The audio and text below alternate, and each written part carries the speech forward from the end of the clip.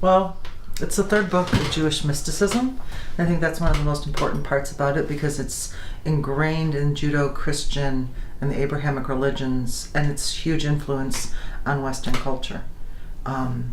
There's not really good evidence of when it began, although there's lots of people with a lot of theories. I don't think those theories are important. At the point that it's thousands of years old, do we really care if it's 5,000 or 6,000? Like, lots, okay? It starts to become meaningless.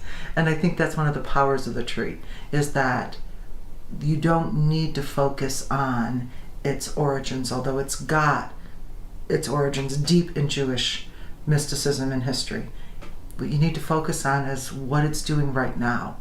And it's a living file cabinet that makes everything you're doing, give it a organization, from what day of the week it is to what color to use to where tarot cards are.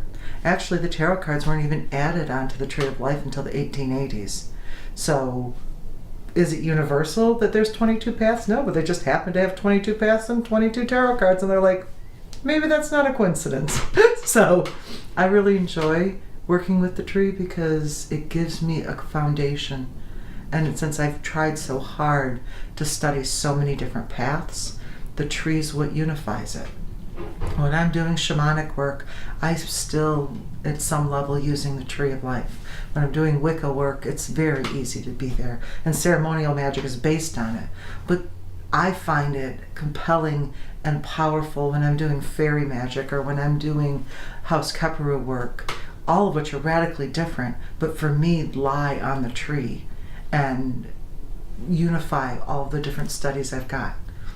And sometimes astrology can seem so different than the tarot, and yet when you're using the tree, they're not that different. As a matter of fact, that's what a lot of what I do is use the different modalities to come together, because some things are better at predicting and some things are better at fixing. In astrology, we have a concept called burning off an angle.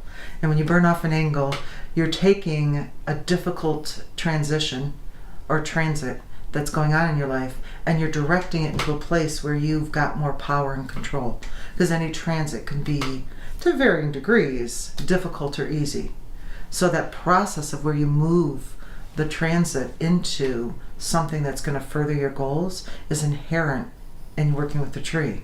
It can be as simple as when Mercury goes retrograde, you burn an orange candle that you've created in Hod, which is rules Mercury, and let that energy from when Mercury is direct permeate your life while Mercury goes retrograde. Or it can be as a little more esoteric, let me just say.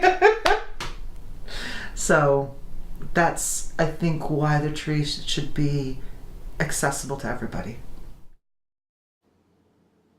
For more information, find my website, tarotjane.com, or find me on Facebook, Tarot Jane, or Traveling the Tree with Jane Pierce.